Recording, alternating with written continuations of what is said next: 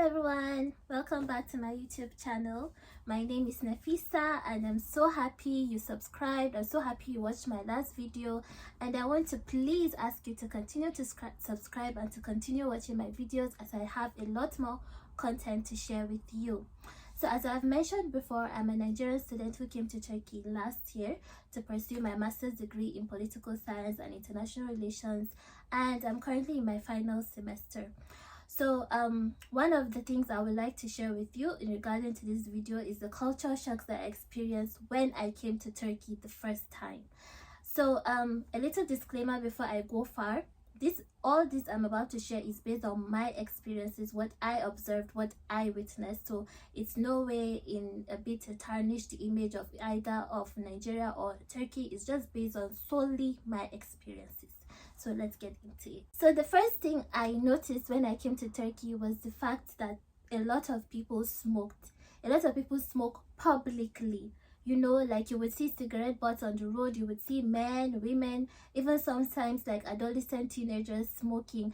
And it was really so shocking to me, because coming from Nigeria, smoking was not something you saw a lot of people like do just randomly on the street. You had to go to select places like either the bars or the clubs or the hood, you know, to see people smoking. It was like a taboo for us back in Nigeria. I'm not saying people didn't smoke, I'm just saying they regulate, like it was not a very out there thing in my experience. So when I came and I saw, like, because back home we have this notion that, oh, anybody who smokes, we give them like the stink eye, or smoking is so bad, like smoking is like saying, oh, you're just a bad person in the society, you know. But like here, it's just like people do it, you know. They are very like, that is their way of life. Nobody looks at anybody in a strange way. Nobody thinks it's something you shouldn't be doing. So that's one of the things that really shocked me when I came to Turkey. So the second thing I noticed, and the second thing that was a culture shock for me, was actually in school. So when I came to school in the first semester, I was scared. I was very like scared about what to expect. I was anxious, I was paranoid. But like going to school and communicating with the lecturers, they're always so nice. They're always trying to cool you down. They're always trying to encourage you, you know, to do better, give you material, give you added advice, and all of those things. So one time I remember we're in the class and there was something the lecturer said and I didn't understand, so I had to email him and all of that, and he was like, okay, this is what I have to give you. He gave me the necessary materials, and then he said, if you do not understand, we can have coffee, just talk about things, and so you can feel more relaxed and all of that. In my mind I was like, wow, okay, did this, like, already my mind has gone back to Nigerian survival mode. Okay, in Nigeria, if a lecturer tells you have coffee with me, you're in deep, it is like it is a problem.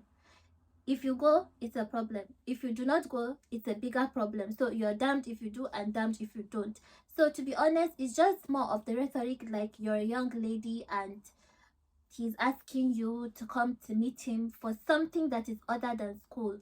So when this happened with my Turkish lecturer, I didn't want to go because I was so scared. I thought, is this a repeat of what had happened to me one time back home in Nigeria or not? So I had to talk to my friend, and she was like, no, they're like that. Like if you go, you'll just talk, he'll make you understand, he just wants to settle because he sees like you're new and you're trying to figure things out.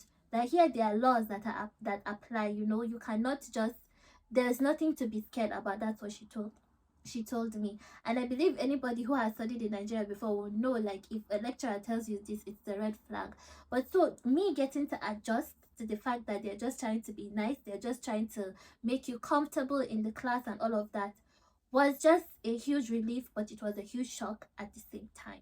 So another thing that shocked me when I came to Turkey the first time was how people were very active. People were walking on the streets using their legs. What Nigerians will call the leggedies Benz as their means of transportation. Like they take the metro, they take the trains, they take the buses only when the distance is like 30 minutes and above. But walking was where it was at. And it was so shocking to me because like back home, it is too hot for you to be walking under the sun from one point to the other. We use our taxis, Bolts, Ubers, you know. But like here, like the young ones are always so active. And when I came, I couldn't do it. The first time that I walked 5,000 steps even, I almost fainted. Yeah, I would take a taxi if I had a location, if I had somewhere that I had to go and I was like 10 minutes away. I would take a taxi from my house to that place. But after paying exorbitant prices for the taxi fare, after being scammed multiple times by Turkish taxi drivers, nobody told me before I adopted the lifestyle. Okay, now I'm a worker. I'm a walking expert. I use my Legacy's Benz that God gave me free of charge, so I can walk 10,000 steps, 20,000, 25,000 steps, and I wouldn't feel a thing. In fact, I feel more energized. So like walking is actually something they do, and it's something that I've adopted for myself, and I feel it's very good, like health wise, exercise wise, and it saves you a lot of money, especially with this inflation, and especially how some of these Turkish taxi drivers can behave. So these are some of the culture shocks that I experienced when I moved into Turkey, and yeah, although they surprised me in the beginning, they are quite normal for me now.